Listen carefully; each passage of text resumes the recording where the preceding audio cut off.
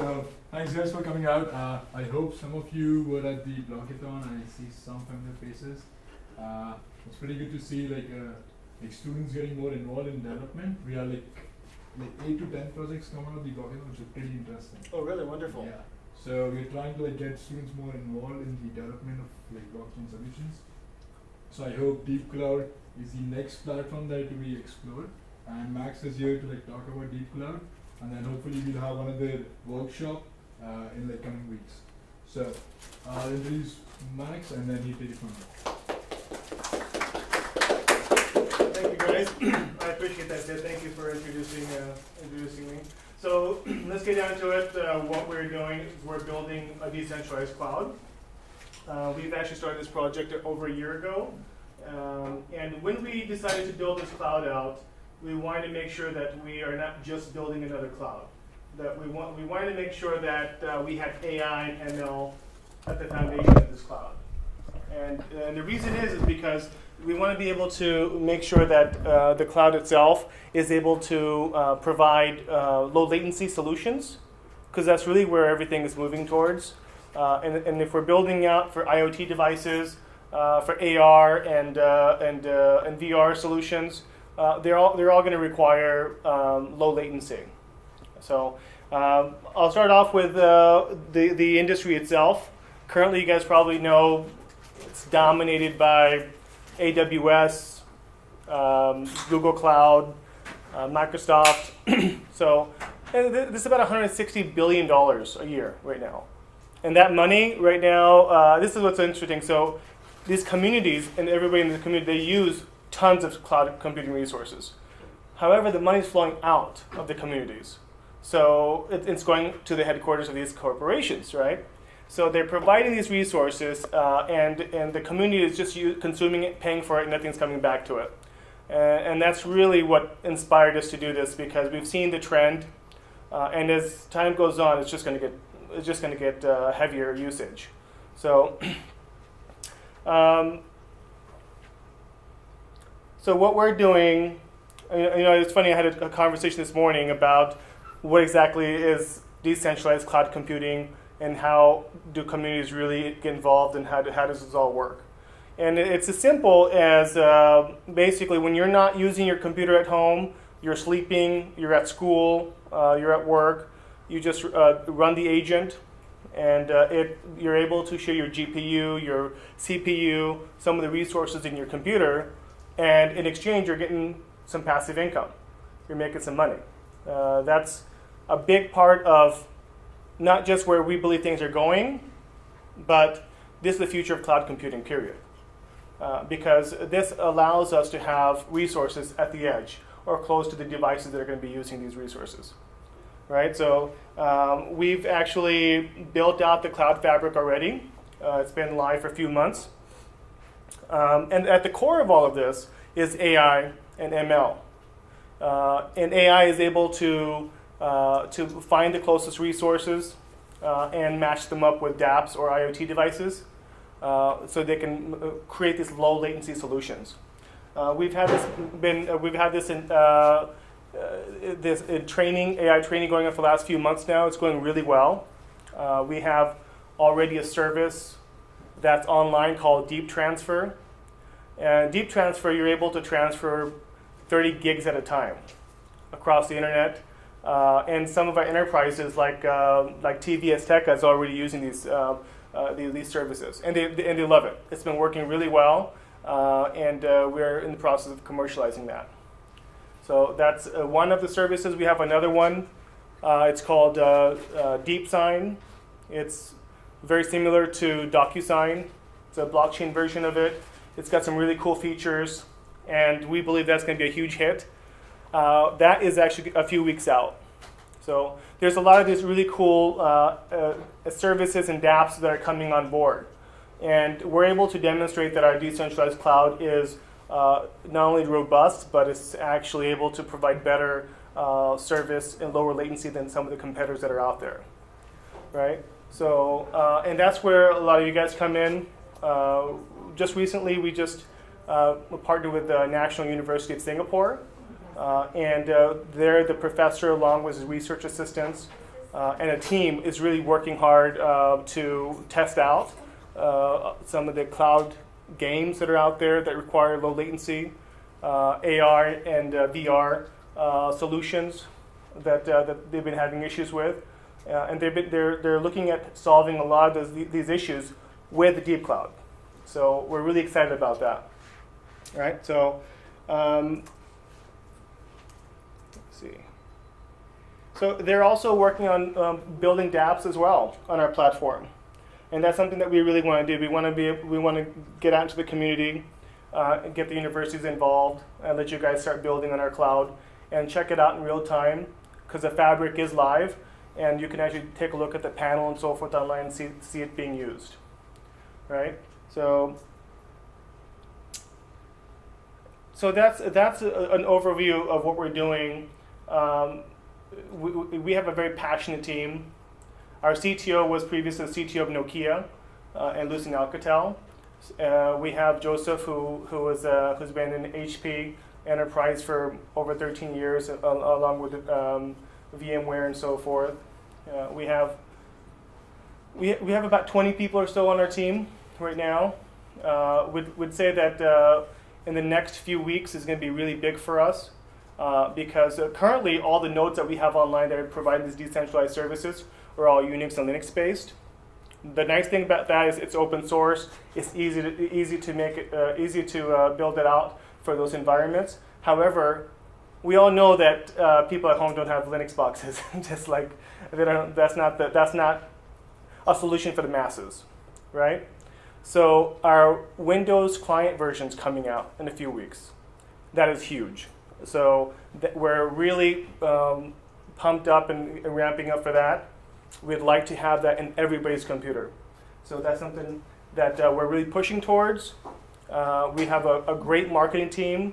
Some of the best people in traditional tech are coming over in this space and helping us put this out there, building out the communities and so forth. And we believe that once we get the Windows agent out there, everybody can use it, and we can really build out a decentralized environment that can scale. So, at any rate, that's an overview of what we're doing. You guys have any questions? I'll go with it.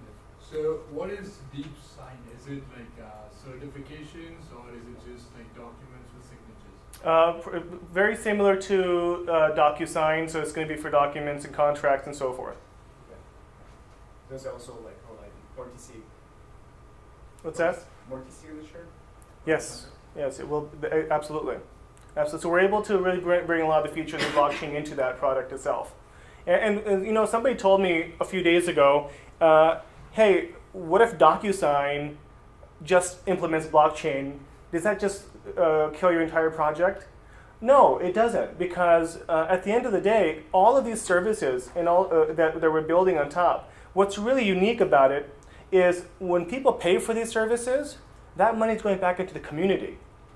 So if you're paying for DeepSign, for example, and it's $100 a year or so forth, that money is going to the resource providers in the community who are putting up these resources instead of to the corporation itself. So it may be a very similar product, but the entire business model is very different. And we'd like to do that with all of our products that we put on top of our chain, on top of our decentralized cloud. What are you guys doing about the efficiency of the individual computers? Because obviously, like your Mac laptop is not as powerful as your desktop computer, as the servers that Amazon has. Right? Those are super efficient, super powerful, and that's what makes it so cheap. Mm-hmm. So how does that compete? Sure, we're able to provide scalable solutions. So there's going to be some ML stuff that can be run with lower, that's not time intensive or so forth, that can be run overnight. Overnight batching, for example, is something that we've discovered works really well for the low power systems. And we are going to get high power systems on board. As a matter of fact, we have a huge demand for people who have gaming systems and so forth, who are able to put those resources up. And we can do GPU rendering and so forth for a lot of ML stuff that's out there. So we are going to get a scalable, like you said. Some are going to be not as powerful as some of the other ones, and that has to come in on our sales side and our business side to making sure we can match up those resources.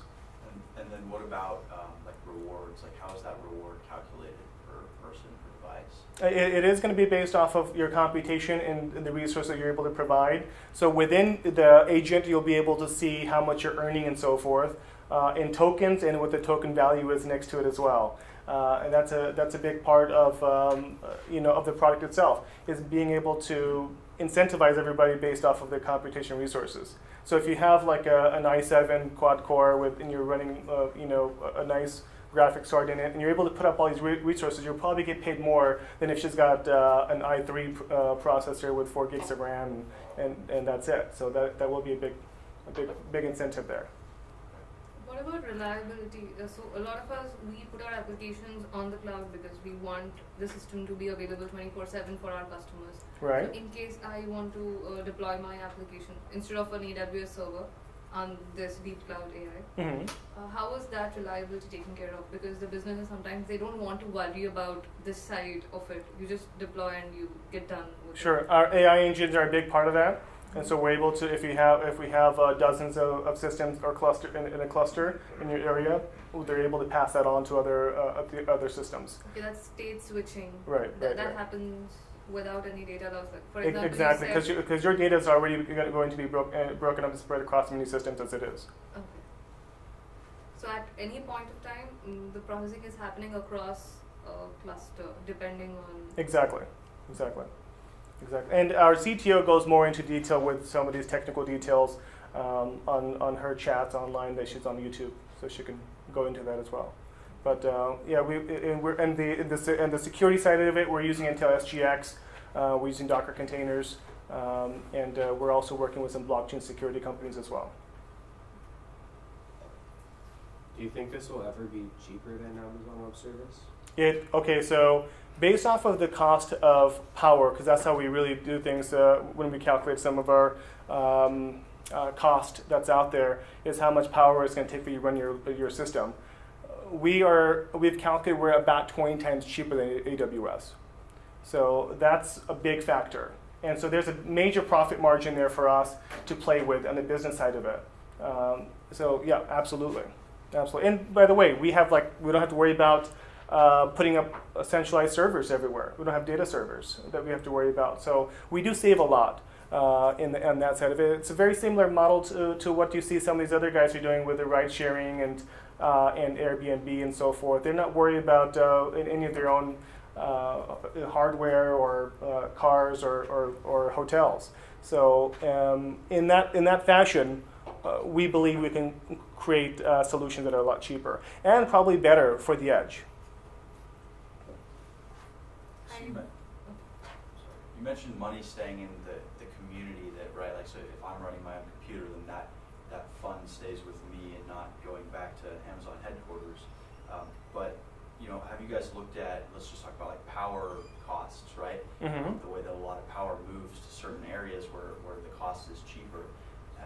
How do you negate that, or do you see that maybe happening on your network, or maybe you would all just end up in one city anyways? Because well, it's going to be based off of every community is going to be different based off of how much the cost of power is. However, if you have a machine already sitting there, there's still an incentive there to just have it running and make something other than nothing. So some people, if their electricity is cheaper in some parts, they will probably make more money. However, every community still has an opportunity to make money, and based off of there's a lot of other things involved as well. If there's a major demand in a certain area for computation resources, we're able to pay out a little bit more as well. Do you think this will become like similar to how in Bitcoin it became like huge data mining, huge mining places where they have very efficient processors and it's more centralized because there's only a few people mining most of everything? No, I don't believe that, especially because our solutions are really built for IoT at the edge, smart cities. We really want to spread this all over to different communities and so forth. And just because I know with Bitcoin, you got to have more powerful systems with really great graphics cards and so forth. Our solution allows everyone to participate. I mean, unless you have like a Pentium 3 processor, it's going to be very little use to the network. But the vast majority of the people, even with a laptop with an i7 processor, hey, listen, you can't really do very much Bitcoin mining with that, but yet you can still earn some cash in your community that way. So can these big mining farms be converted to? Sure, they can. They can be, and the resources will help the community and so forth. However, so same thing at home. You can also use your laptop and so forth, and that's where the difference is really. Is that you're not just looking at computation in one area. So our CTO is really big on one thing. She really hates Bitcoin mining, just because you're mining for the sake of earning tokens and so forth. You're not providing anything useful to enterprises or someone at the other end. Here, you're actually doing some computation that an enterprise might be using that's actually useful on the other end. How about storage? Like if I have a huge database of these clients, Mm-hmm. how does the storage increase, like given your services? Like Amazon has these data servers that Right. they can like store data. Mm-hmm. How about the data in your servers? Like those mining farms, they will be Right. used for computation, not for storing data, right? Mm-hmm. Well, our agent is you're able to share your processing power and also your hard drive space as well. Say if you want to break off 20 gigs of space off of your laptop, you can also do that as well. And how will the data be stored? Like if it's In on my computer- Docker containers, so it'll be walled off. Okay. Yeah. As you talked about, like it sounds like how MapReduce works. How would you like organize those like nodes running for the same job? I'm sorry. How would you like organize like the computers running for the same job? Okay, so a lot of that. How do you organize the jobs? Yeah, I mean like so you definitely have to like assign like one job to. Right. If the job is very huge, you definitely have to assign to like Right. nodes. Right. Organize that. Do you have like a centralized like machine to assign jobs and get the store metadata? It's a good question. I don't know the answer to that. My CTO probably does, but definitely you can email her and tell her she can tell you exactly how that's going to be laid out. If you're using like storage, you're giving part of your like hard drive. How much would it like cost? Like let's say per gigabyte. Like how much would they pay you for that? And would you keep getting paid, or would you do like one thing? Like Oh no, you would continue to get paid because just like everybody, they're continuing to pay for those resources as well. So you would continue to get paid as well. And as far as the exact amount and so forth, that's going to differ based off our business model and what the pricing packages we put out. And we haven't done that yet. If you ever tried DeepCloud ever got large enough that you need to start making it applicable to people in more rural areas, do you guys have a plan for how to handle getting access to those people? Yes, and when you're talking about rural areas, we're actually working right now on a proof of concept with ride-sharing companies and delivery companies in Southeast Asia, because we do have an office in Singapore, and this is basically helping them with latency issues out in rural areas and connectivity out there. So that's something that we're doing, and there's going to have to be really good marketing there to bring those people in the rural areas on board as resource providers. So and we have some of that stuff in play. So we are focused on those type of marketing ideas. Also, how is the blockchain application or the solution that we built getting deployed on this? Like, is it like particular to one platform, or are you creating your whole platform? Like, I'm not getting that. Good question. You want to know how blockchain plays into what we're doing? Yeah. Blockchain serves a specific use for us, and that is micropayments. we're able to globally pay out much easier than what we have today. If you're putting out your resources, and you are as well, we're able to calculate, know exactly how much we're going to pay you, and be able to do that with microtransactions. So blockchain plays a big role in that, and we want to try to keep that in the back end so clients don't necessarily have to see it. That'll all be, but when you see it on your end, it's just a matter of seeing your tokens or your value and so forth. And enterprise, the same thing. They can also see exactly how much they've used and so forth as well. So you'd be using Ethereum or something to do your. Right. So the actual blockchain, we've been using Nebulous. We may transition over to another one. We've been looking at building our own chain. We've actually halfway through building our own blockchain itself. However, we're all about scalability and getting to the market first. So we may jump onto another existing chain that's out there, and just so we can get into the marketplace. Yeah, I mean, this is a good question because everybody talks about wanting to build your own blockchain, and that seems to be the big thing. I come from the business side. I look at solutions. If there's a solution out there that you can tap into, get it, run with it, and get something into the marketplace. Who are your target customers at this stage of the product? Good question. So right now we have about 18 plus enterprise partnerships. They range from CGI Companies in Hollywood to AI robot, ML companies that are doing machine learning stuff in Singapore. We have TV channels in Mexico. So a variety of different enterprises. So these are suppliers and users. Correct. Both. Absolutely. Okay. Absolutely. So because that does help a lot right from the get-go. Because of the time zone difference, is that how it's working?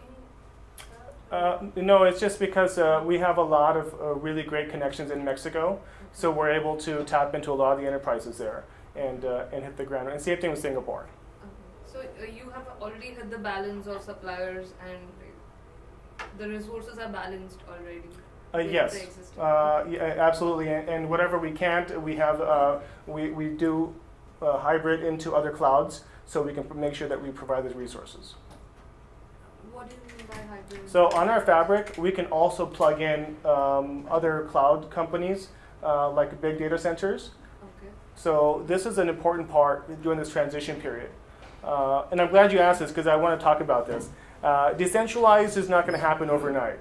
As a matter of fact, everybody talks about decentralization and so forth, but you have to have a transition state, a state where you have to have enterprises trust you, trust to use your project or your product, and so you have to have something in place where you can tap into even a centralized cloud, have them come onto your fabric to be able to make sure that they provide these resources if you can't provide them.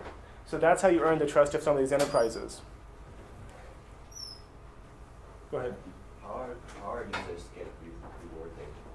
I mean, are you guys going to go with your own token? Yes. So we do have our own token. It's called a Deep token. They will get rewarded in that fashion. We are also working with some other companies to make sure that it's not just our token. They are able to convert that to USD or whatever currency that they have.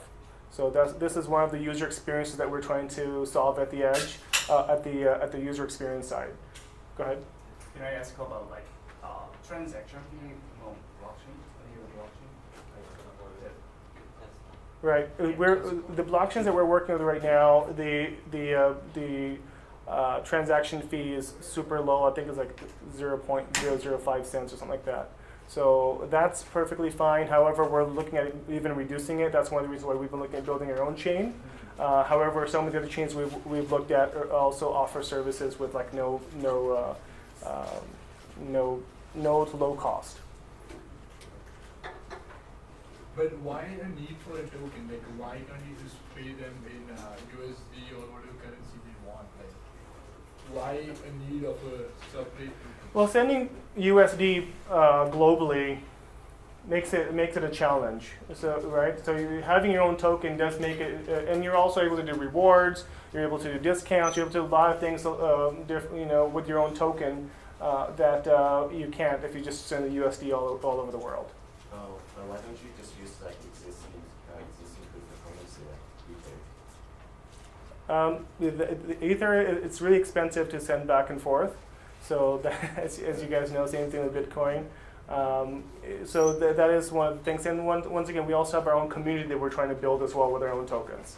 That is, go ahead. Okay. I didn't catch the first part of the presentation. What's your token name? What's the name of your token? It's a deep token. A deep token? Mm-hmm. Okay. Absolutely. So how would you guys achieve like consensus among all the machines? How do we achieve the consensus? Yeah. The blockchain we're working on right now is Nebulous. So we're using Nebulous's chain and its consensus to do that.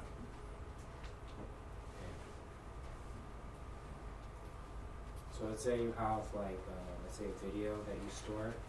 It would be stored on like how many hard drives it would be stored on? Like all of them, or just one, or just like a couple? It would be like you said over many systems. Exactly how many, I think that's going to be based off of the size of the video and how our CTO has that set up. What we should think is going to be the most secure and efficient way. You have multiple copies of it, right? Absolutely, yes, that's right. That's right.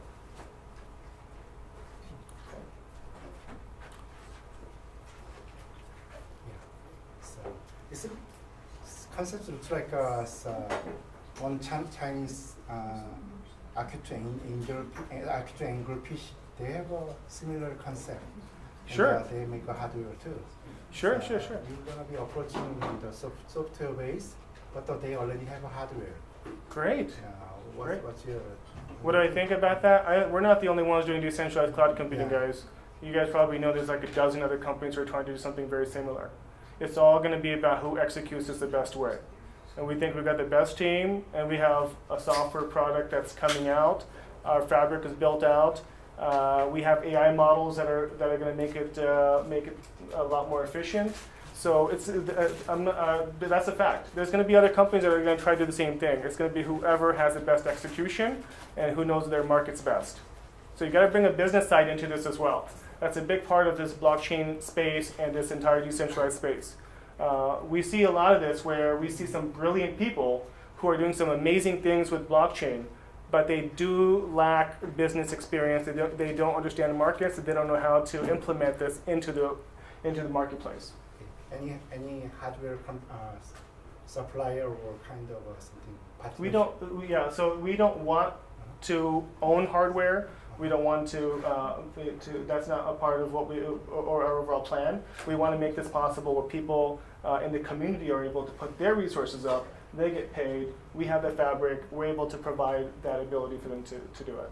Yeah, and the AI-wise, you using the standard kind of protocol like a tensor or just? No, we have our own AI models, and everything is custom built, and we have patents pending on our AI.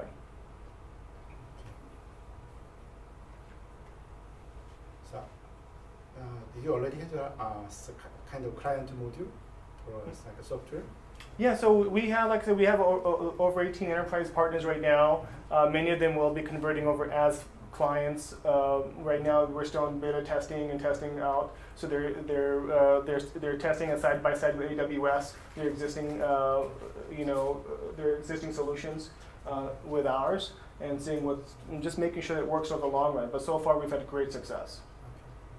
Okay. And you plan to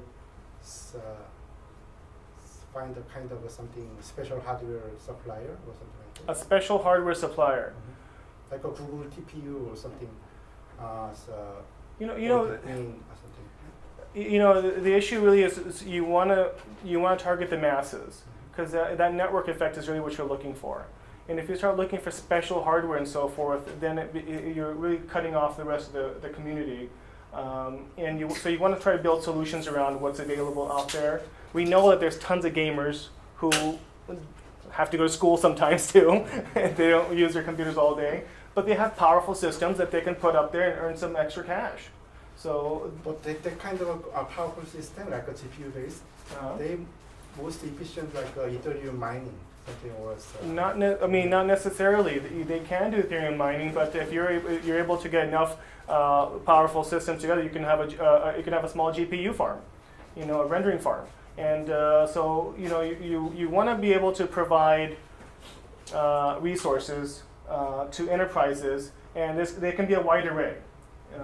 So some of them are time incentive, some of them aren't. Overnight batching, for example, is an example where we don't necessarily have to have the fastest systems or so forth. So technically, it's gonna be kind of solve the latency, like Exactly. small, like a decentralized computing. Yes, So not as a Bitcoin mining or Ethereum mining.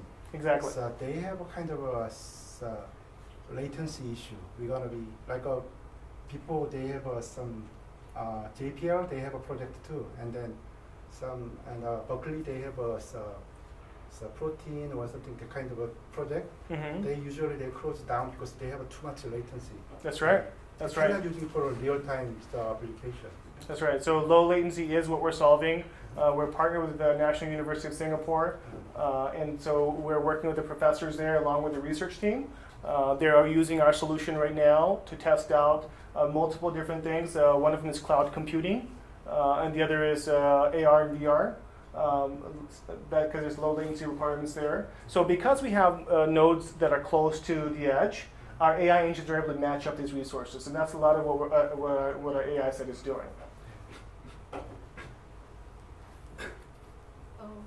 So there are two kinds of applications that would be needing this kind of setup. So and the providers, you were telling, no, if you want to connect with the masses, you'll probably get many systems, Yeah. but maybe 5 GB per system or 10, let's say even 20 GB. Right. Right. And if you are targeting clients as big enterprise solutions, Right. their database will definitely be a lot bigger. Probably if they're Sure. running analytics and all, it will probably be in terabytes. Massive. And if you are going to make pieces of it and put across systems, Mm-hmm. their performance will take a hit. You're absolutely right. This is why in the beginning we talked about sort of decentralization is not going to be overnight. But if we can build a system where nodes can continually come on board, we may see some local data centers or so forth. They're no longer able to make any money because some are starting to go out of business because AWS has taken that much of a chunk. Those are some areas where they can come onto our fabric and start providing some of these resources. In the meantime, we have partnerships with bigger cloud companies, centralized companies that are also on our fabric. So we can still provide these resources and still able to save some money for these companies. And as more nodes come on board, as more powerful systems come on board, then they can continually start taking over more and more. Yeah, from what I can see, the processing can be distributed, but as Right. far as the storage is concerned, Right. even as more people come in, Yes. Right. you'll just have delta T's being added. But why would, unless someone's out of business and they want to put Right. up their data center, there's no way that you're getting one big chunk of Right. data in a place to store a whole database. Right. So I guess for storage, you'll still have to have a solution which is Computation is the biggest part of what we're doing. Yeah.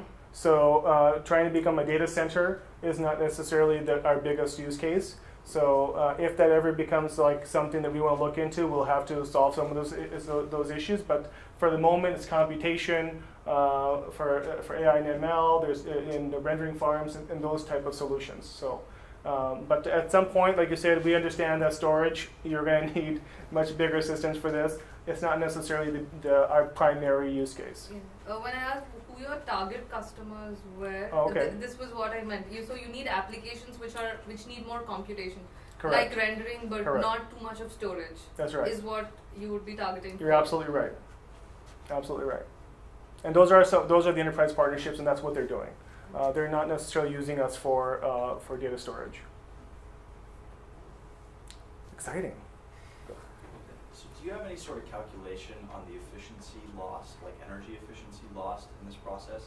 Because there will have to be like a big amount of redundancy involved.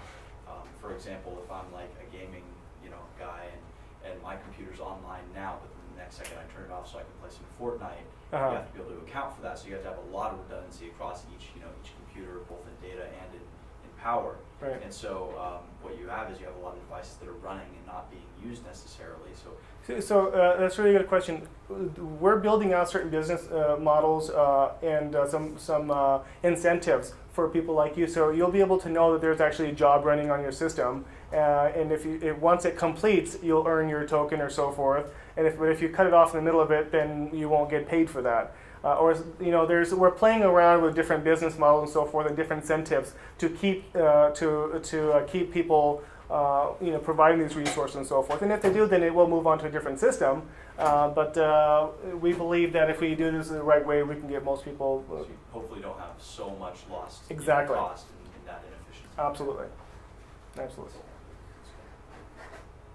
And we're at an early stage, so a lot of this is going to be trying to see which works best at the end and so forth, so we can put solid solutions together.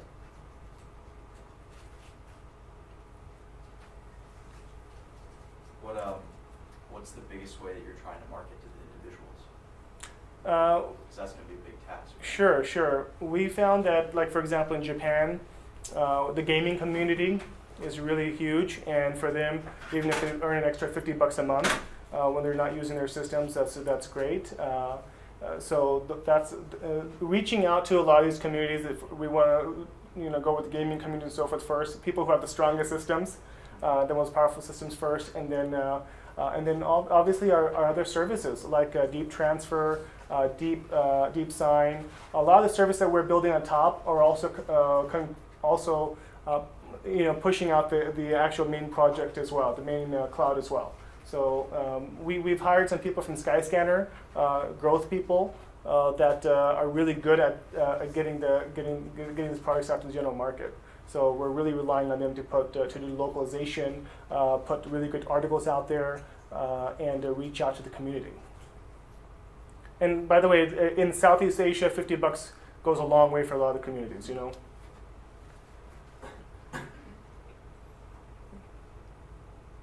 So. You mentioned that this will be useful for IoT applications. Yes. If you can give an example as to how it can be used. Very exciting stuff. So next month, there's the biggest IoT Tech Expo is in Silicon Valley. We'll have a booth there as well as a speaker position. And we will be demoing AI processing at the edge on our decentralized cloud. And it'll be a camera that's going to be doing facial recognition or vehicle recognition. And we'll be able to demonstrate between centralized cloud and our decentralized cloud the latency. Okay. Very cool. And that's the kind of stuff we really need in this industry. We gotta throw some real solutions out there and show it to the traditional tech industry, not just the blockchain folks and so forth. And that's why we chose the IoT Tech Expo. It's the who's who. I mean, everybody from Boeing to Northrop is going to be there. Just about everybody you can think of is going to be there, and we want to be able to showcase what decentralized cloud computing can do. You mentioned a lot of the experiments or tests that the University of Singapore is doing with AR and VR. Do you have an example? Well, it all comes down to latency and being able to have some of the computation done close to the devices themselves. Okay. And the same thing goes with cloud games. I think I mentioned this a little earlier that like 10 years ago, cloud gaming was like the next big hype. It was going to be big. And then they discovered very quickly that the latency issues prevented that from happening. There was massive latency issues, and they just died right away, and everything came back to your local system. So some of our solutions that we have, that's one of the things that they're testing out and they're working on is being able to use this to bring cloud computing back, because we're able to do that with a latency. These foreign markets that you guys are in, are these ones where AWS hasn't touched very well, or? Oh, AWS is there.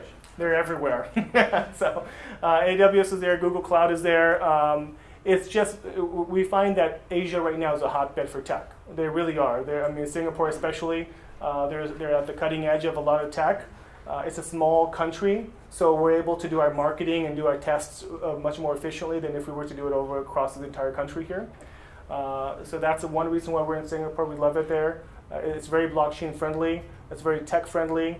And we're also in the Netherlands for very similar reasons. And we have a team down there, and we also have a team in Mexico, as well as Santa Clara. Santa Clara is where most of our dev team is at.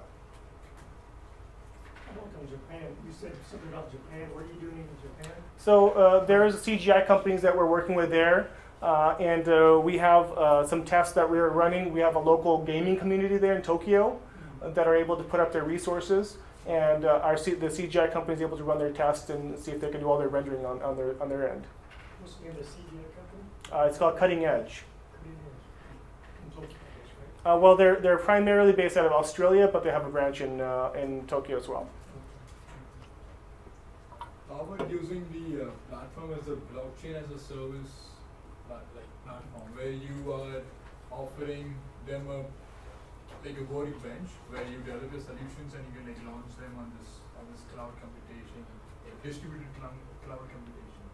So is there any plans for that where you have a workbench for normal people to code the solutions on and then just deploy it? We are going to have a variety of different solutions that we're going to have our decentralized cloud, as well as other dApps. We're really going to be aggressively pushing for other dApps to come on board and start using our decentralized model. Because currently, it's really funny because this whole decentralized world of blockchain and so forth, everybody's using AWS and Google Cloud or so forth. So we want to make it where at least dApps can start coming on board, and these blockchain projects can start coming on board on something a lot more decentralized than what they're using now.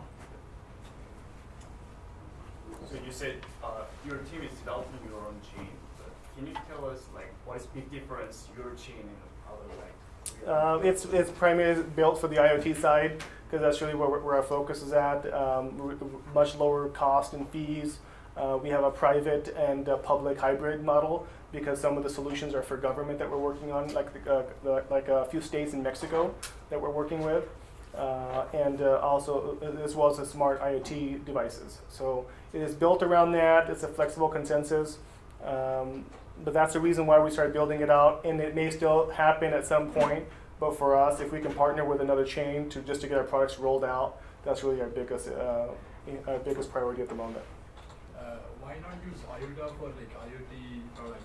What's different between IOTA and your upcoming chain? Our team is working, actually talks with IOTA as well. So we're talking with several different chains. It's going to be whoever is going to be able to provide the best tech and support. Because that's what it comes down to, is whoever can give us the best support, best teams.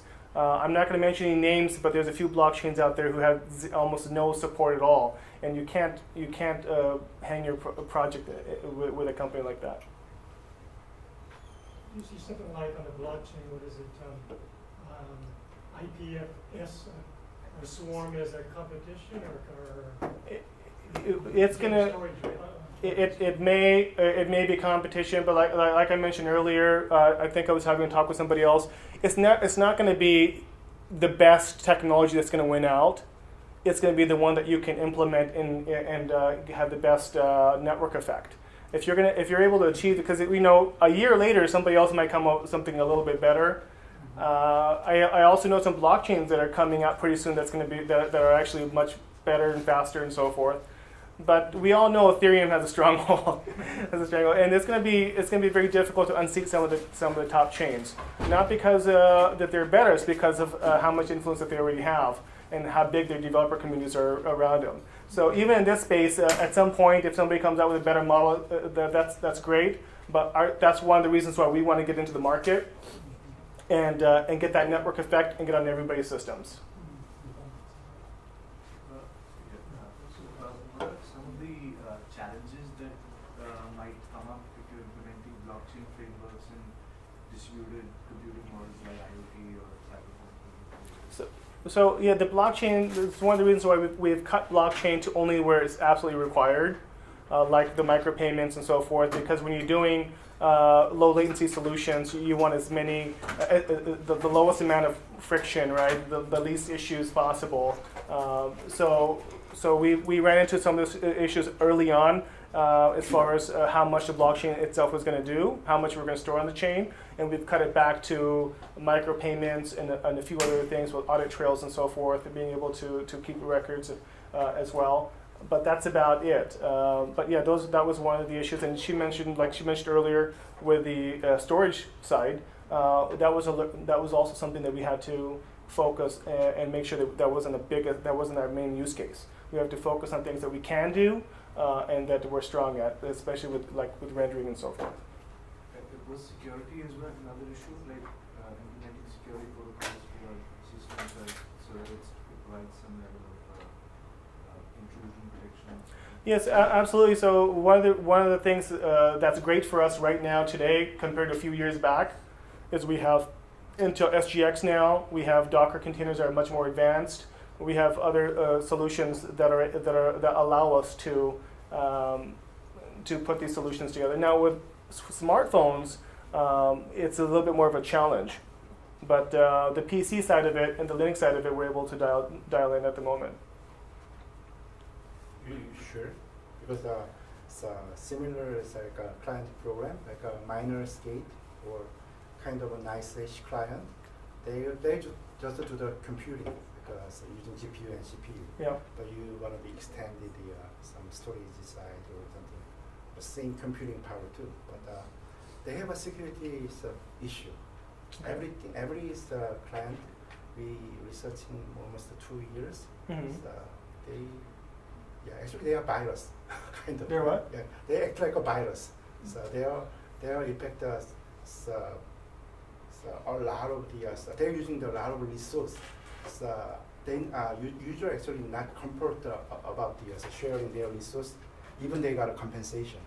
So I saw your website. They're using Intel SGX software wrapping, right?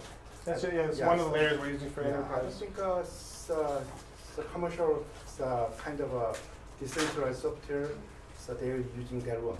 So do you any samples of someone using the SGX for security protection? Intel SGX is actually being used by several other companies as well. Mhm. It is, but that is just one of the solutions that we have on top of other, like Certec is one of them. We have other, there's other blockchain-based security companies we're also working with at the same time. Sentinel Protocol is another one.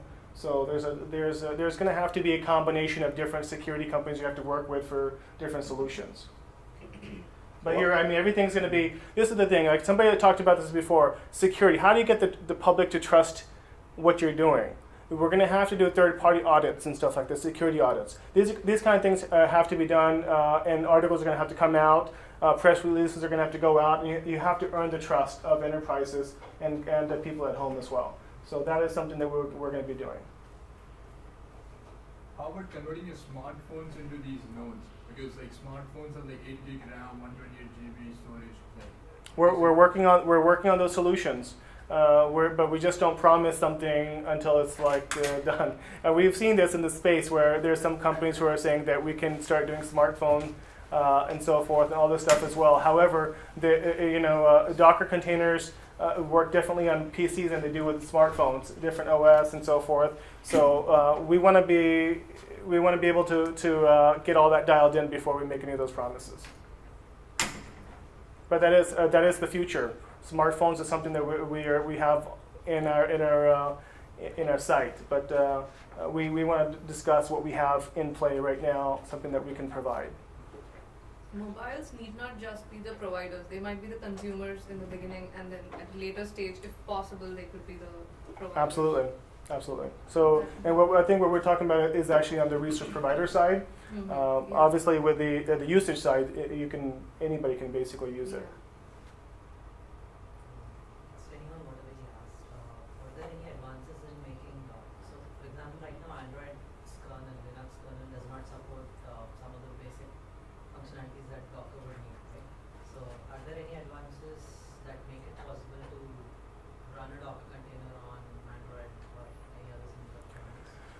Well, it's a good question. Our chief technology officer, like I told you, she was the CTO for Nokia and for Lucent Alcatel. She's at the cutting edge of that stuff. Currently, from what I've been told, nothing that's commercial grade that we can rely on. And until we do, because that is important for us, until we do, we don't want to make any of those promises.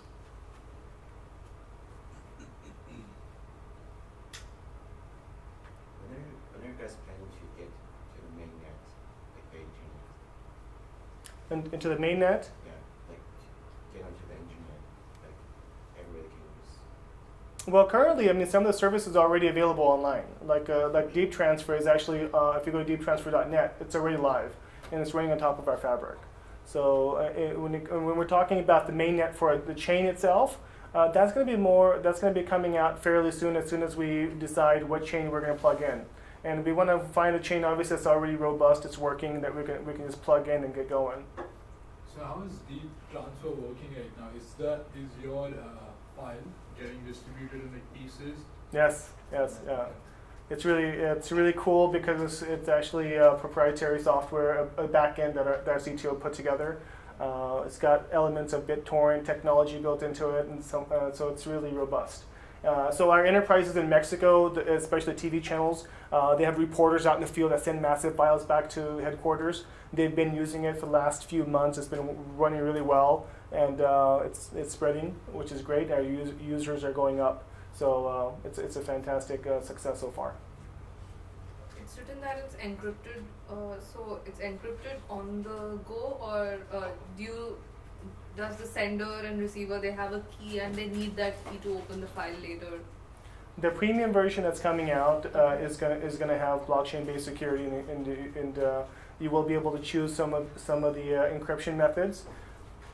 I don't have all the details with me right now though for the premium version. Otherwise, it's on the go, so end-to-end encryption. Correct. So correct. the receiver receives it, he'll be able to read it as a plain file. Exactly.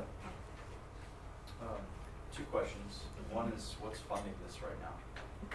Well, we've raised money in private sale, Okay. so that's been great. Okay. Of your token. Yes, that's right. That's right. And then I'm also curious, I'm drawing a blank now. I'll be back to it. Sure. So what about, we have a special actually hardware, like a ARM-based, ARM-based like a computer, and has a multi-band radio RF part. And so can you licensing your the transfer something like that? Because before we trying to using storage for storage.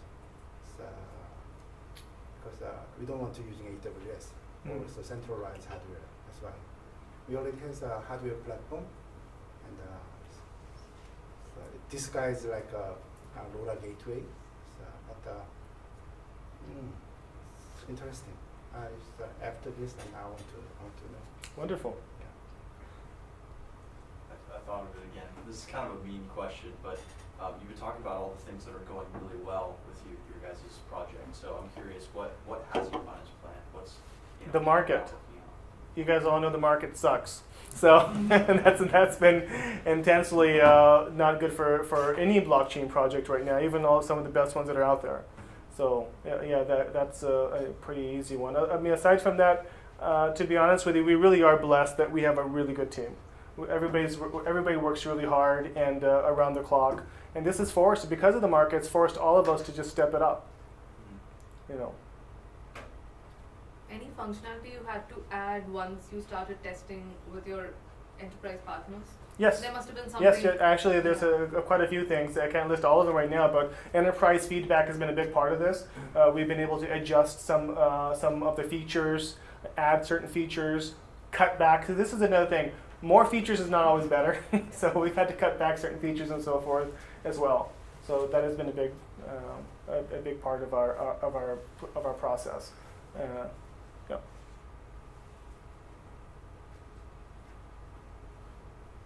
Oh, I don't have a question. I know. I just thought I'd give you a look. Any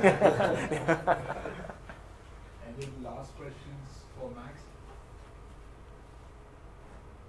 Alright, so I'd like to thank him for coming all the way to UCI.